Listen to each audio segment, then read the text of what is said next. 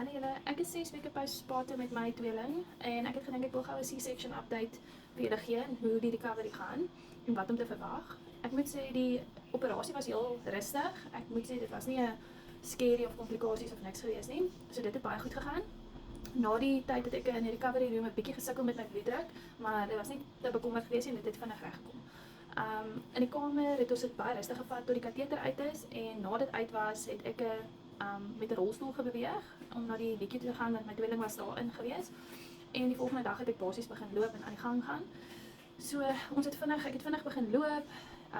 Na die hospitaal verblyf van 4 dae het ek gery elke dag huis toe en liedjie toe.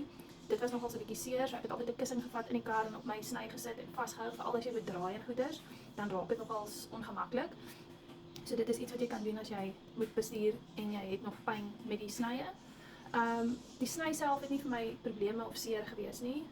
Ek dink dit het baie goed gerecover. Na 4 weke het ek eers die stiekertjie afgehaal, soos wat die dokter voorgestel het. En daar was geen komplikasies nie. Toe die stiekertjie afkom met al die wonde en bloed en alles sommer skoon afgekom het, gelyk of daar nog nooit 'n gat was nie. Ek moet sê 'n bietjie bo die sny, nie fisies waar die sny is nie, nader aan jou maag.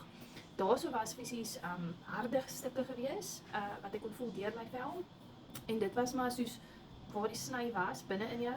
Sulke harde goedjies kon ek gevoel het. Dokter het gesê dit sal binne 3 maande gesond wees, so dit is niks om oor te worry nie.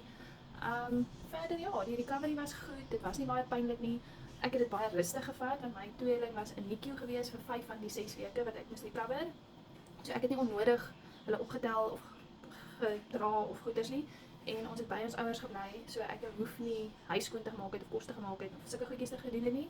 So ek moet sê NICU het in 'n mate gehelp met die recovery en ek dink dit is 'n slegte recovery sessie gewees nie.